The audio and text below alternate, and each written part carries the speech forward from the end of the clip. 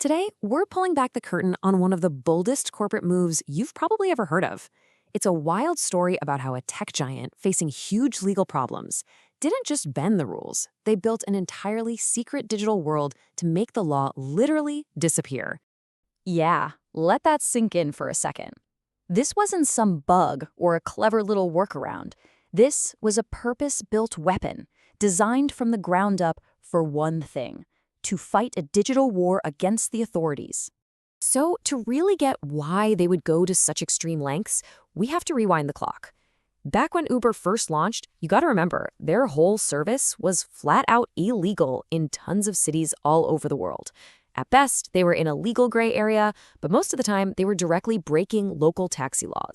And you can bet, city officials were not happy.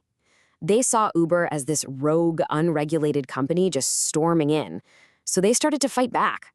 Police would run these sting operations, calling Ubers with the only goal being to slap the driver with a massive fine and maybe even impound their car.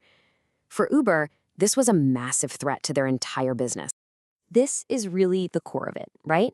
When your whole company is being attacked by the very people who run the cities you need to be in, what do you do? Do you just give up? Or do you use technology to go on the attack? Well, Uber chose to fight back. And their answer was this top-secret internal project with a name that sounds like it's straight out of a spy thriller: Greyball. This was their high-tech solution to a very old-fashioned legal problem. So here's the bottom line. Greyball's main job was deception. That's it. It was a system built to figure out who was a regular person looking for a ride and who was a cop trying to run a sting. And based on that, it would treat them in two completely different ways. So how on earth did they do it? How did they create this digital smokescreen to hide their drivers from the law? Well, it was a pretty brilliant and, honestly, a deceptively simple little process. First, Uber had to figure out who their targets were. They used a whole mix of things: data analysis, even actual human intelligence, basically spies on the ground, to find officials trying to bust them. As soon as an official was identified, their account got tagged. Then, the next time that person opened the Uber app, Greyball kicked in.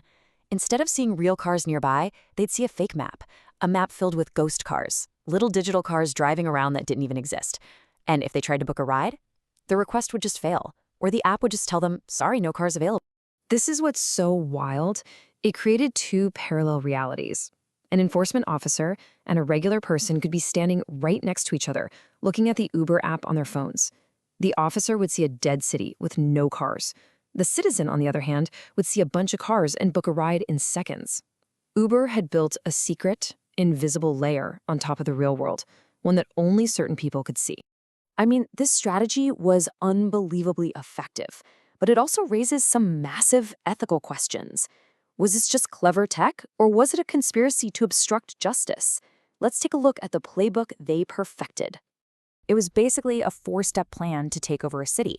First, use Greyball to dodge the authorities. While you're doing that, you operate illegally and get a huge, loyal customer base. And then, once your service becomes essential, you use all that public support as leverage, walk into City Hall, and basically force them to change the laws for you. And the simple truth is, it worked. It worked perfectly. By using Greyball to survive those early days, Uber bought itself just enough time to get too big and too popular to shut down. They actually rewrote the rules and are now a permanent part of cities all over the world. So that leaves us with this huge question. When a company uses really sophisticated technology to systematically fool law enforcement just to hit its business goals, where do we draw the line? Is this the kind of disruption we're supposed to cheer for as innovation? Or is it just a crime with a fancier user interface? It's definitely something to think about.